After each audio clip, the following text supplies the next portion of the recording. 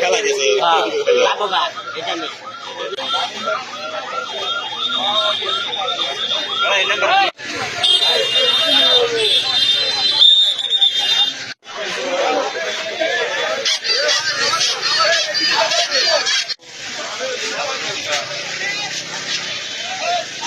তো সিএনজিটা আসছিল জামালপুর থেকে, সম্ভবত আমরা যতটুকু জানতে পারছি জামালপুর থেকে ময়মনসিংহগামী সিএনজিটা। আর ট্রাকটা আসছিল ময়মনসিংহ থেকে, হয়তো জামালপুর টাঙ্গাইলের দিকে যাচ্ছিল, বালু বোঝাই ছিল।